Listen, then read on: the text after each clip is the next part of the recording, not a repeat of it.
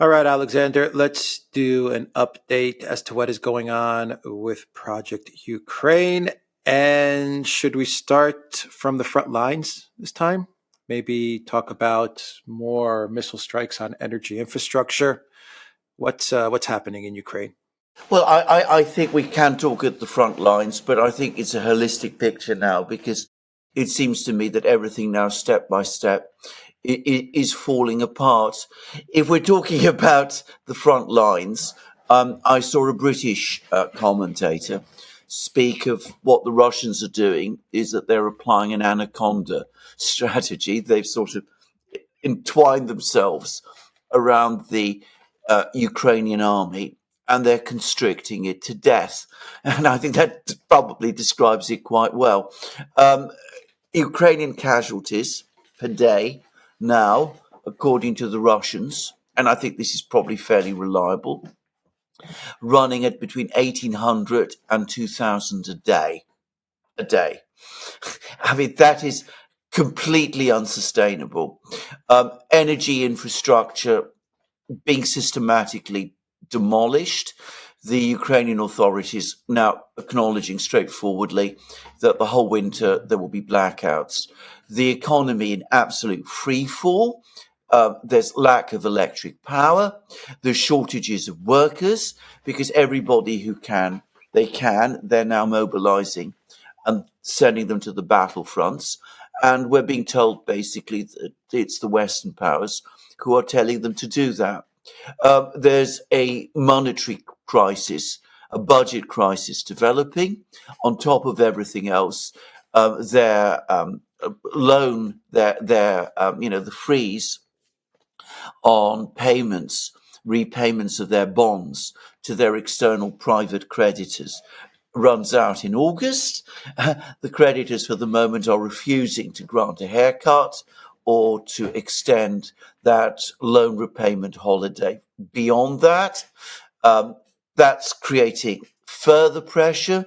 Probably Western governments will step in and will apply pressure on the bondholders as they have in the past, and we'll see the IMF come up with something. But anyway, Ukraine running up ever more debts. And on top of that, one gets a growing sense that Zelensky himself, his position in Kiev, now basically become very, very shaky. We spoke in a recent program how all the decisions appear to be made by Yermak, and the Russians are stirring the pot there and saying that the Americans have finally had enough with him. This is from Russia's intelligence agencies. Sergei Narishkin, the head of Russian foreign intelligence, he's come forward and he's saying that the Americans have had enough with Zelensky and that they're now looking to replace him with General Zelensky, that this is now the person that they think is the person that will take over. So, I mean, the whole thing is very, very bad. But let's just focus a little on what's going on the battlefronts because it's what's interesting people. The Russians captured a large area of Kharkiv region back in May. What they're now doing is that they've taken up positions there. They're goading the Ukrainians to attack them. You get an endless stream of reports from the battle group that has established itself in northern Kharkiv, the Russian battle group, talking all the time about the Ukrainians launching attacks and basically mocking the Ukrainians when they don't launch attacks, which is what they've been doing. So the Ukrainians do launch attacks. One gets the sense that Zelensky is insisting on them. The attacks end up causing more and more casualties. There's reports that entire battalions have been destroyed over the course of these attacks against far more powerful, far more heavily equipped, and now entrenched and consolidated Russian forces in Kharkiv region.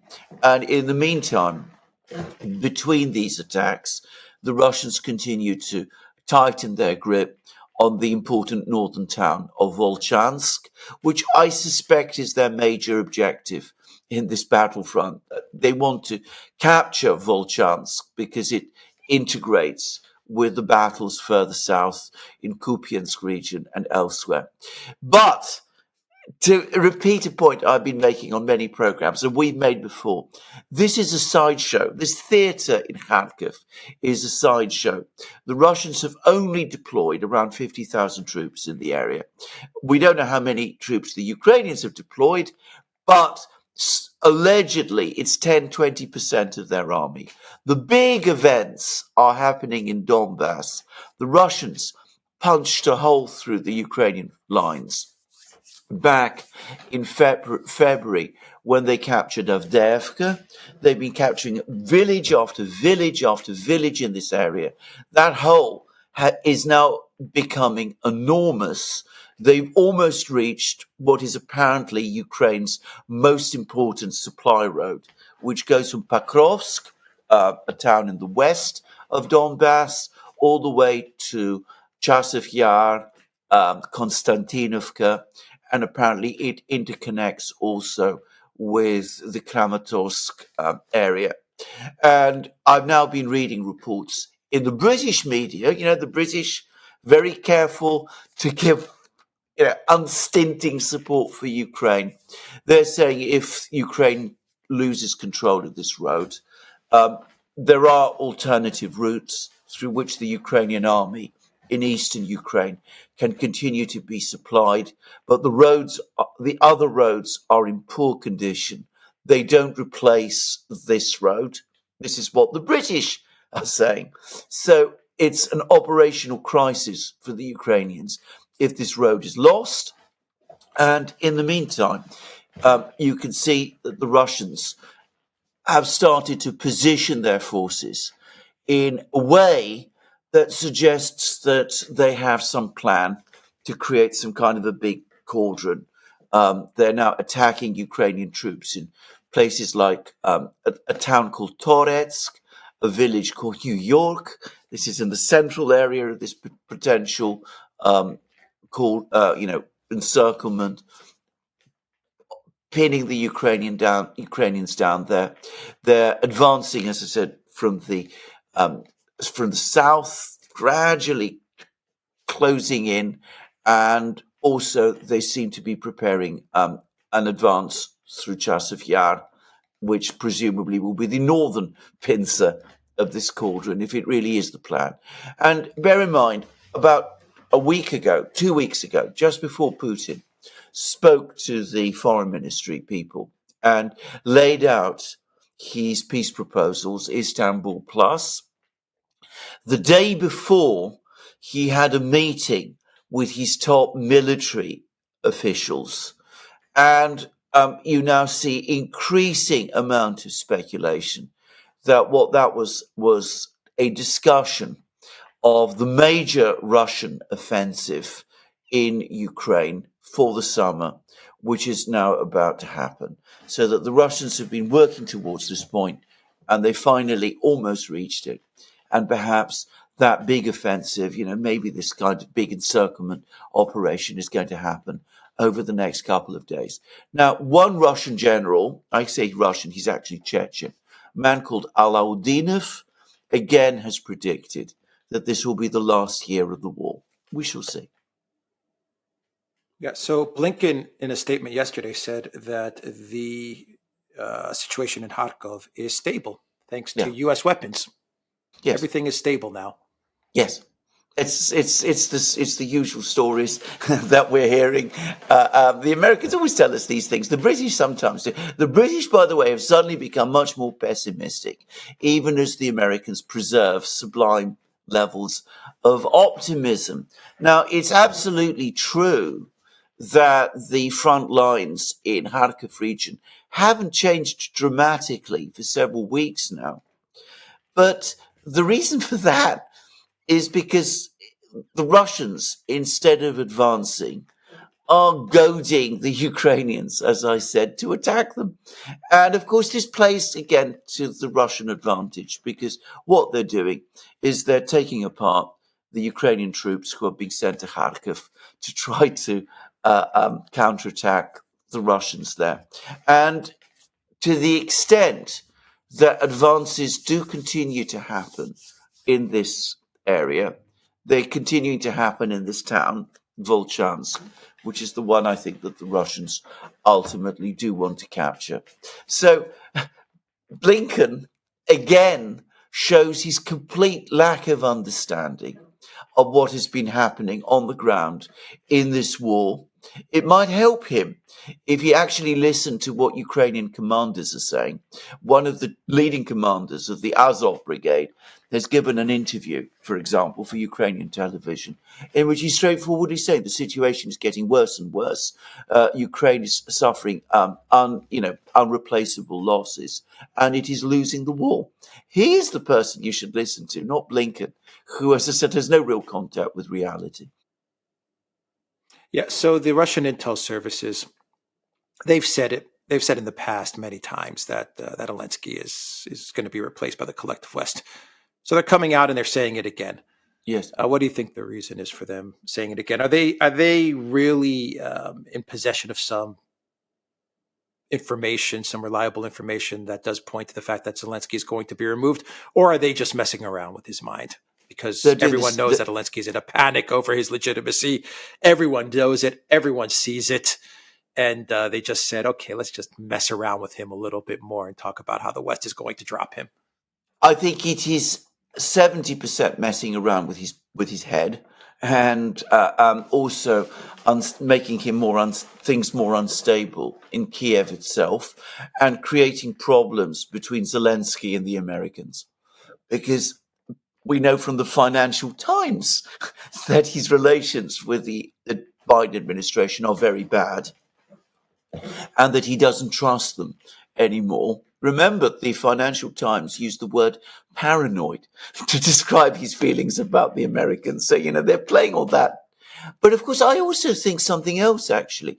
I think the Russians are much better informed about the situation in Kiev than they were 2 years ago when the special military operation began. Because I'm going to make a guess, this is a pure guess now, that all sorts of people in Kiev are now seeing the way things are going, and they're probably saying to themselves, the time has come to start cutting deals, including with the Russians. And I think part of those deals include passing information to the Russians, something which you didn't see very much of earlier in the war. So I suspect the Russians do have more information than they did, but I think mostly it's about, as I said, playing with Zelensky's brain, messing him up, increasing his paranoia and anger towards the Americans. He's again been complaining that Ukraine isn't getting enough weapons. He always complains Ukraine isn't getting enough weapons. Apparently, his officials now say that $60 billion wasn't enough. They need $800 billion. I've actually seen that figure floating around. So, I mean, it gives you a sense of, the extent of the demands that they're making now. Yeah, the UK media reported on that. They needed 800 billion pounds, I think is what they said. Yeah, just make it a trillion. Why not? Oh, absolutely. Why not? Yeah. What's a trillion between friends? I mean, that's just you can print it. Just print it and give it to him. Yeah. Yermak said that there's going to be a second peace summit, and that the Russians may be invited. What do you make of that? Well, the Russians have already pretty much indicated that if there is, they are not going. I think that my own view is that this peace process, that it wasn't really a peace process, but this process that was started back in August with that first meeting in Copenhagen, which Sullivan organized. You remember, it was the time when the Ukrainian offensive was still underway. And it was clearly set up in expectations of a Ukrainian breakthrough. And the idea was that they'd get all of these countries from around the world. The Ukrainians would be on the Black Sea and the Sea of Azov. So this would be the moment to present the Russians with an ultimatum. And most of the world would support it. And of course, it didn't turn out like that. But again, rather than drop that plan, they persisted with it. It became increasingly clear that more and more countries were becoming bored with that process. So they got the Swiss to try to take it further by arranging this peace summit. We've said an awful lot about the peace summit and the way it completely fell apart. My own sense is that this process is dead. I don't think anybody outside a few people in Washington, maybe London also, take it seriously anymore. I doubt they even do in London, actually. The peace summit that happened in Switzerland has attracted very, very little reporting here. Well, the Europeans, I imagine, are still hoping for something. Well, the Europeans probably are. Yeah, they're hanging on to Zelensky. They're hanging on to Project Ukraine. Yeah. We have a new Secretary General in Mark Rutte. Yes. Who's going to be taking over. Yes. He's hawkish on Ukraine. He's hawkish on Ukraine. He absolutely despises Russia. So. Yeah. Oh, absolutely. He loathes Russia. I mean, he's one of the most viscerally anti-Russian political figures in Western Europe. So, he's been brought in to become NATO Secretary General. Of course, Stoltenberg clung on to make sure that whoever took over from him would be as hardline as he himself was. So this is what they've engineered now. So there's not going to be any shift of policy. But you can also already see what's happening. The Americans are now basically dumping Project Ukraine onto Mark Rutte and to NATO, because they're saying that, from now on, the US will take a back seat and NATO will take over. And it's being sold as a way of proofing support for Ukraine beyond the American election, in case a certain person wins that election, and that this is being done to help the Europeans. But the reality is, without the Americans, nothing can work. Everybody knows it. NATO is being set up now to take charge and take responsibility when it all goes to pieces, which it will. Everybody who is observing the situation closely can see that. All right. Anything else to add? I'm going to say this straightforwardly. I think not only are we at the end of the Copenhagen process, I think we're at the end of any negotiation process at all. My own sense is that the Russians set out their proposals at this, foreign ministry board meeting when Putin gave his speech. I don't think the Russians have any expectation whatsoever that the Western powers are interested in negotiating a deal with them at all. I think they've written off Zelensky. They don't believe Zelensky has any possibility of negotiating with them. And, they're saying he's illegitimate. So I think the Russians have just decided now that there's no point any further. They've set out what they wanted to set out. Now they'll just continue and win the war. And I think that is now the thinking in Moscow.